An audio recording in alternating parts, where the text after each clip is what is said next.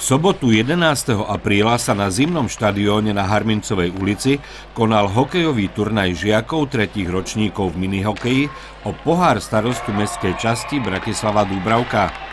Turnaja sa zúčastnili MSHK Žilina, HC Topolčany, HC Slovan Bratislava a SHK Hoba Bratislava. Hralo sa 2x20 minút hrubého času systémom každý s každým.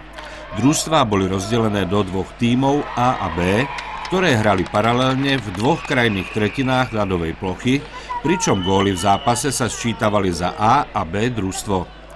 Vo finálovom zápase proti sebe nastúpili SHK Hoba Bratislava a MSHK Žilina. Družstvo SHK Hoba Bratislava ukázalo veľkú prevahu v celom turnaji, čoho dôkazom bol aj výsledok finálového zápasu 23:4. Ako by ste zhodnotili tento turnaj? Tento turnaj bol pre nás taký záverečná sezóna, koniec sezóny vlastne.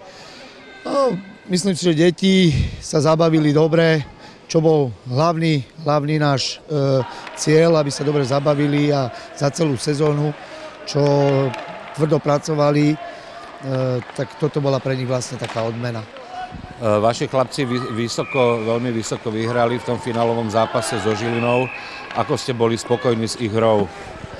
S hrou sme boli spokojní, aj keď chybičky sa tam vždy našli.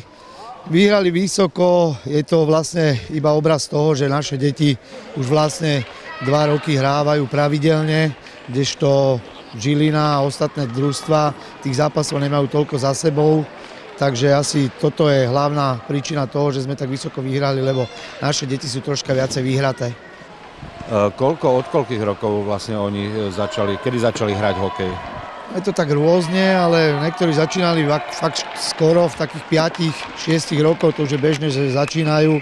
Vlastne títo už majú nejaké 3 roky za sebou, takže na niektorých už je to aj vidieť. Aké to je vlastne trénovať takýchto chlapcov? Čo to obnáša? Je to ťažké, je to veľa trpezlivosti, veľa takého odmietania aj času, veľa času to treba na to, niekedy trpí aj rodina tým, samozrejme, ale potom keď prídu výsledky, tak na všetko sa zabudne.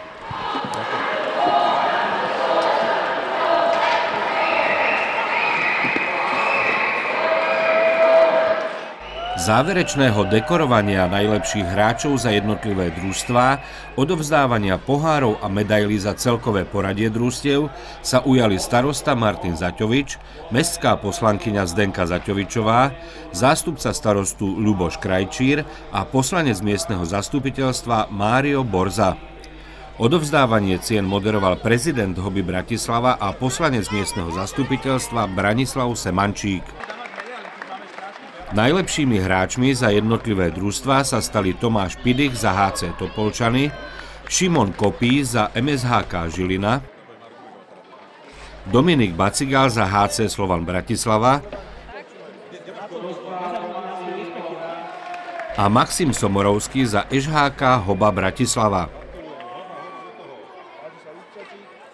Celkové poradie družstiev bolo nasledovné. Na 4. mieste skončilo družstvo HC Topolčany. 3. boli chlapci z HC Slovan Bratislava. Ako druhé sa umiestnilo družstvo MSHK Žilina.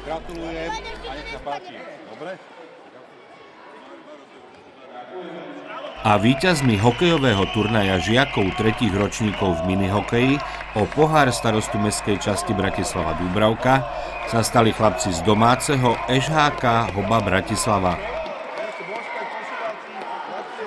Tento turnaj opäť stal z popola, dá sa povedať. Ako vlastne sa to celé odohralo, kto to organizoval a tak ďalej? Turnaj o pohár starostu sme mali pravidelne pripravený v programe na celé sezóny hokejové.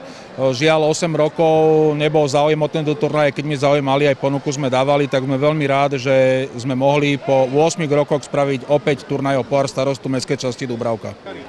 Čo pýtala tá organizácia, lebo je to asi pomerne zložitá záležitosť? Pomohol nám miestny úrad ako Mestská časť Dúbravka s organizáciou tiež, že je to v kalendári športových programov na rok 2015. Takže Mestská časť Dúbravka nám pomohla finančne za prenajmu ľadovej plochy aj k oceniam jednotlivých hráčov. Pán starosta, ako ste spokojní s turnajom, s jeho priebehom? Spokojný som veľmi, nielen preto, že vlastne Dúbravka vyhrala tento turnaj, ale opäť vidíme, že aj mladí športujú, je to niečo úžasné. Ďakujem aj tu na Hobe a pánovi Semančíkovi za tento turnaj. Takže môžeme veriť tomu, že teda určite bude pokračovať aj v budúcich rokoch. A verím, že bude a bude ešte, ak sa dá, aj viac družstiev, je to možné a budeme podporovať ten turnaj niekde pravidelne, každý rok. Čiže plánujete, že sa trošku rozšíri, že nebude len 4 mužstvá, ale možno viacej?